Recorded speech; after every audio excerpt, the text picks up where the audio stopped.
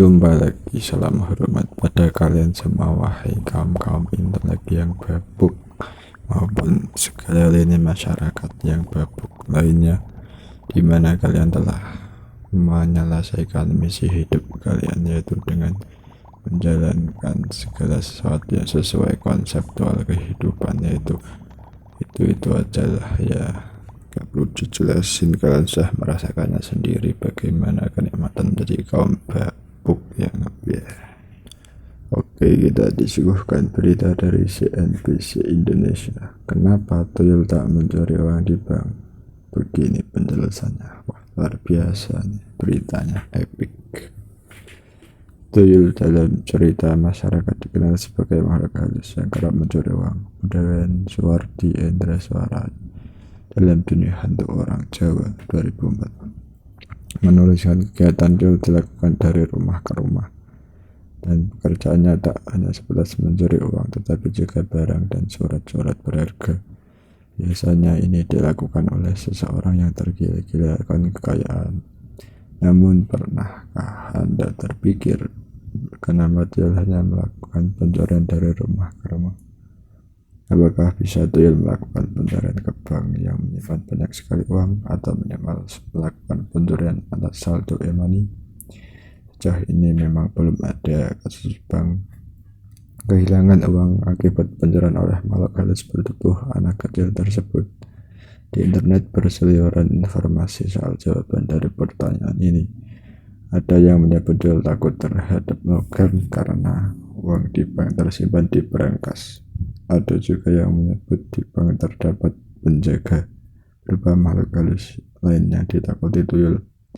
Jawaban-jawaban tersebut hanya sebatas dugaan dari suatu hal yang memang tak logis. Namun terlepas dari apa jawaban dari pertanyaan tersebut, satu hal pasti, terdapat alasan sains di balik cerita mistis tuyul.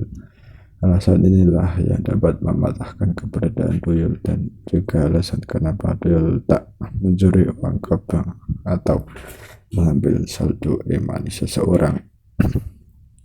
Untuk memahami penjelasannya, kita harus memundurkan waktu ke tahun 1870. Kala itu Belanda meresmikan kebijakan pintu terbuka atau liberalisasi ekonomi menggunakan sistem tanam paksa.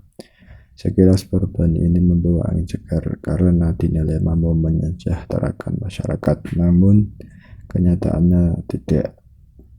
Menurut John Lewis Van Zanden dan Marx dalam ekonomi Indonesia, liberalisasi ekonomi justru melahirkan rezim kolonial baru yang di dalamnya terjadi pengambil alihan perkebunan rakyat untuk diubah menjadi perkebunan besar dan pabrik gula. Situasi ini kemudian membuat kehidupan masyarakat terpuruk, khususnya para petani kecil di Jawa yang semakin terperosok ke dalam jurang kemiskinan, sebab mereka tak lagi memiliki kuasa atas lahan perkebunan. Pada sisi lain, ada juga masyarakat yang sejahtera dari sistem ini. Mereka adalah pedagang, baik dari kalangan pribumi atau Tionghoa, yang dalam sekejap menjadi orang kaya baru. Kenaikan pesat kekayaan mereka lantas menimbulkan keheranan bagi para petani yang kian melarat itu. Para petani bingung dari mana asal-usul kekayaan mereka. Perlu diketahui pada saat itu petani hidup apa adanya. Menurut Ong Hak Ham dalam Wahyu yang Hilang Negeri Guncang 2019, mereka menganut sistem subsisten, artinya bertani sekedar cukup untuk konsumsi sendiri. Jika ada hasil tani lebih, maka akan diberi sebagai upeti atau dijual. Akibatnya mereka punya pandangan kalau pemupukan kekayaan adalah proses yang terbuka. Maksudnya tiap orang harus melewati proses dan usaha jelas yang dapat dilihat oleh mata orang lain. Masalahnya, mereka tidak melihat kerja keras dari orang kaya baru itu. Terlebih, mereka tidak dapat membuktikan asal-usul kekayaannya jika ditanya para petani. Hasil timbul rasa iri dan kecemburuan oleh petani ke pedagang karena bisa mendapat harta sebanyak itu. Terlebih, menurut George Quinn, para petani dalam selalu berangkat kapan datangnya kekayaan harus dipertanggungjawabkan. Maka ketika orang kaya gagal mempertanggungjawabkan asal kekayaannya, para petani iri dan menuduh itu hasil pencurian. Karena kental dengan pandangan mistik, para petani memandang pencurian itu berkat kerjasama orang kaya dengan makhluk supranatural dan kasat mata. Salah satunya tuyul. Tuyul adalah sosok mitologi Jawa yang sudah dikenal sejak lama. Jadi para petani yang iri selalu menuduh orang kaya baru menggunakan cara haram dalam memperoleh kekayaan. Akibat tuduhan itu membuat pedagang dan pengusaha sukses kehilangan status di masyarakat. Mereka dianggap hina karena memupuk kekayaan dari cara haram, yakni bersekutu dengan setan. Padahal ini semua terjadi akibat perubahan kebijakan kolonial Belanda yang membuat pengusaha tertimpa durian runtuh. Tidak sukaan para petani terhadap orang kaya baru mendadak tidak hanya berdampak pada kehubungan personal semata, melainkan lebih dari itu. Akibatnya terjadi perubahan transaksi barang oleh orang kaya. Orang kaya kemudian cenderung membeli barang yang tidak menunjukkan kekayaan mereka sesungguhnya, seperti emas atau barang-barang. Apabila mereka membeli tanah atau rumah, maka mereka akan dituduh memelihara setan atau dulu oleh petani.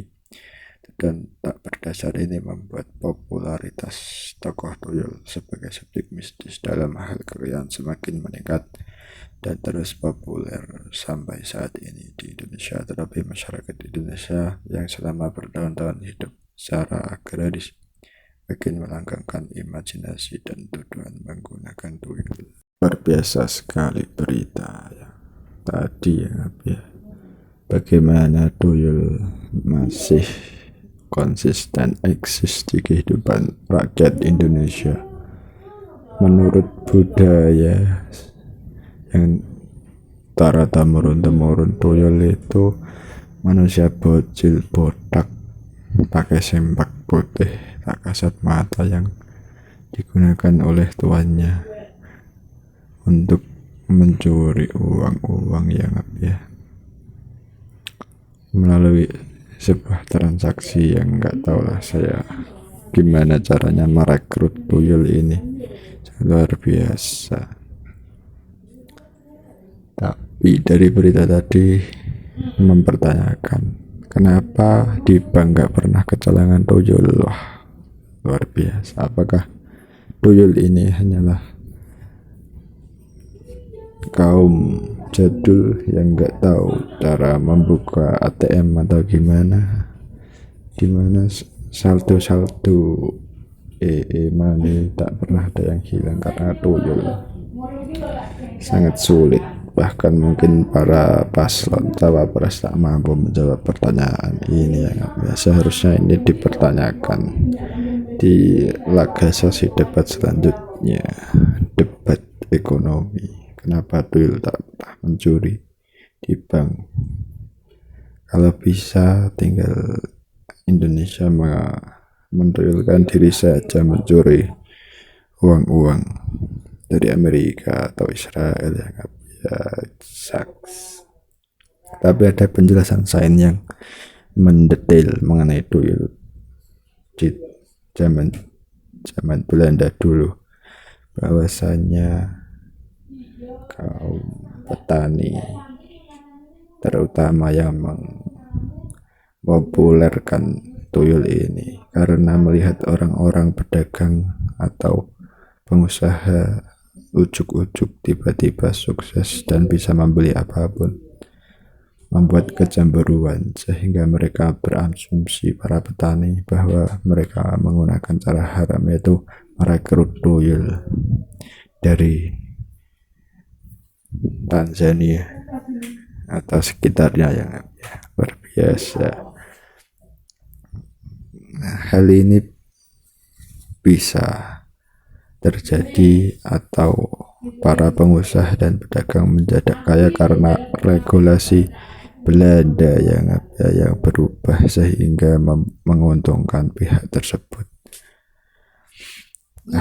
Keresahan dari kaum yang kaya yang dituduh menjadi tuyul ini juga tidak enak. Mereka terpaksa membeli sesuatu yang normal-normal saja karena takut dituduh masyarakat nanti bisa-bisa dibakar rumahnya atau gimana ya, jadi mereka tetap stay sederhana. Sebenarnya ya dari kesimpulannya ya dari pendapat ilmiah tadi, karena para petani, kaum petani iri terhadap orang kaya-kaya baru yang dengan mengkambing hitamkan Doyle sebagai pelaku utama kesuksesan mereka. Sangat bagus ini ceritanya. Kemudian akhirnya para orang kaya tadi menutup diri dengan terima kasih Doyle.